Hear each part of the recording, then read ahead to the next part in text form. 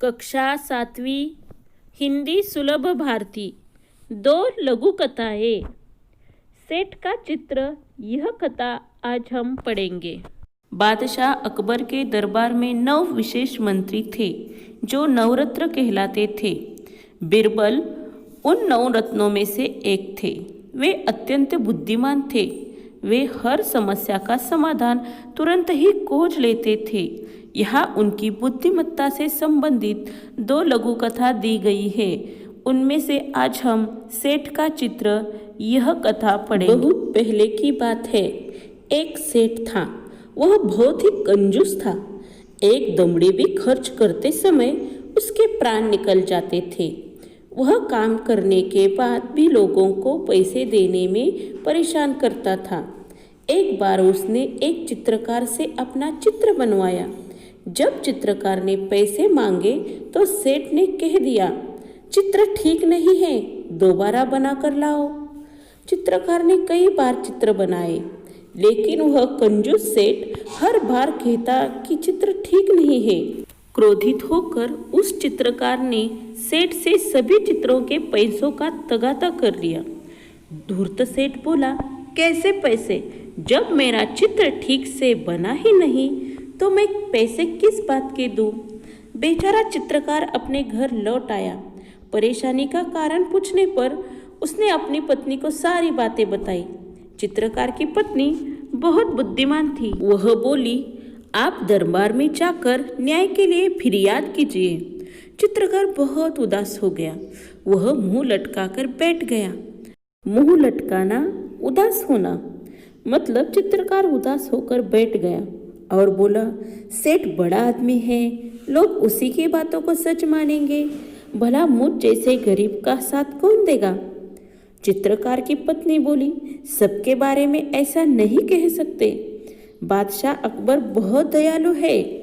वे भले ही पढ़े लिखे नहीं हैं, परंतु बड़े बुद्धिमान हैं। उनकी सहायता के लिए दरबार में 9 रत्न हैं।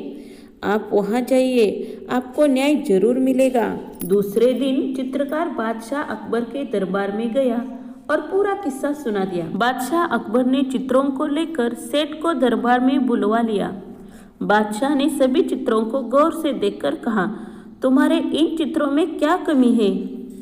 हुजूर, इसमें से एक भी चित्र हूबहू मेरे चेहरे जैसा नहीं है। हूबहू मतलब जैसे का वैसा। सेठ ने कहा, इनमें से एक भी चित्र जैसे का वैसा मतलब मेरे चेहरे जैसा नहीं है। बादशाह मुश्किल में पड़ गए कि न्याय कैसे करें। बड़ी देर तक विचार करते रहे। जब उन्हें समझ में नहीं आया तो बिरबल से न्याय करने को कहा। बिरबल ने सारी बातें ध्यान से सुनी और तुरंत समझ गए कि सेठ चेहरा बदलने में निपुण है। चित्रकार को पैसे न देने पड़े, इसलिए वह नाटक कर रहा है। उसको सही रास्ते पर लाना जरूरी है। कला और कलाकार का सम्मान करने से कला संस्कृति की रक्षा एवं संवर्धन होता है। कला में निपुण कलाकारों की इज्जत जहाँ होती है, वह देश में विख्यात होता है। इसलिए बिरबल ने चित्रकार से कहा, तुम्हारे चित्रों में सचमुच बहुत कमियां हैं। 3 दिन बाद इस सेठ का हूबहू चित्र बनाकर दरबार में ले आना। तुम्हें पैसे मिल जाएंगे और सेठ, तुम भी दरबार में आकर चित्रकार को पैसे दे देना। सेठ घर चला गया। बिरबल ने चित्रकार से कहा, 3 दिन बाद तुम दरबार में एक बड़ा सा दर्पण लेकर उपस्थित हो जाना।